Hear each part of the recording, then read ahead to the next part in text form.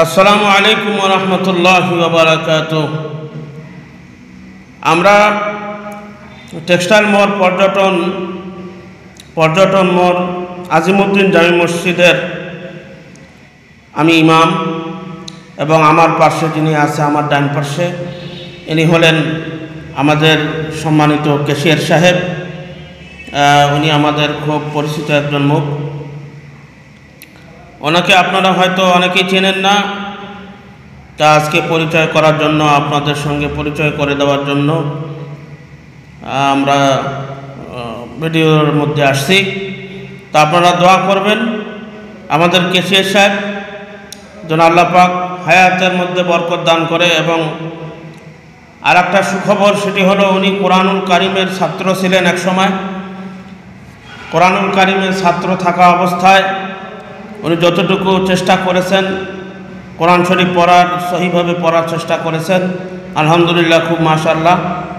তবে আপনারা দোয়া করবেন যাতে করে আরও সুন্দরভাবে কোরআনুল কারিমের তেলাওয়াত এবং সুন্দরভাবে শেখার চেষ্টা ওনার মধ্যে আগ্রহ জন্ম নেয়। সেই সুবাদে আমি আপনাদের কাছে এই বিষয়টা নিয়ে দোয়া করার জন্য বলবো, আপনারা দোয়া করবেন। এবং আমাদের সম্মানিত ক্যাশিয়ার সাহেব, উনি মসজিদের ভেতরে একটু আরাম করতেছিলেন, আমি ওনাকে বিরক্ত করলাম। তো আপনারা ওনার কাছ থেকে একটু কোরআনের তেলাওয়াত একটু শুনেন তো কেমন হয়। আপনারা লাইক করবেন, কমেন্ট করবেন, কোনো পরামর্শ দেওয়ার থাকলে অবশ্যই দিবেন। বলেন বলেন বলেন, শরম করেন কেন? এখান থেকে বলেন, সমস্যা নেই।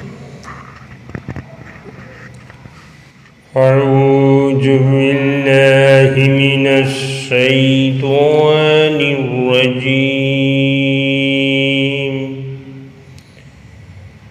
بسم الله الرحمن الرحيم.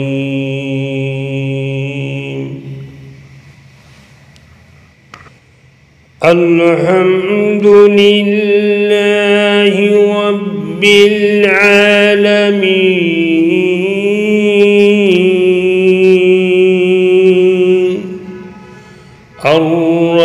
الرحمن الرحيم مالك يوم الدين إياك نعبد وإياك نستعين اهدنا الصراط المستقيم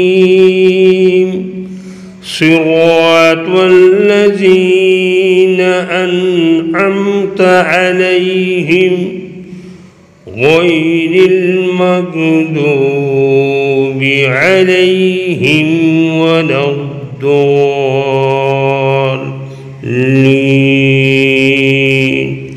আমিন। আলহামদুলিল্লাহ। সম্মানিত অডিয়েন্স বৃন্দ, আপনারা শুনলেন আমাদের এই আজিমউদ্দিন জামি মসজিদের ক্যাশিয়ার সাহেবের কোরআনুল কারিমের সূরা ফাতিহার তেলাওয়াত শুনলেন। উনি কেমন পড়েছেন এবং ওনাকে আরও কেমন হওয়া দরকার, ওনার তেলাওয়াত কেমন হওয়া দরকার, এ বিষয়ে আপনারা মতামত জানাবেন ইনশাআল্লাহ।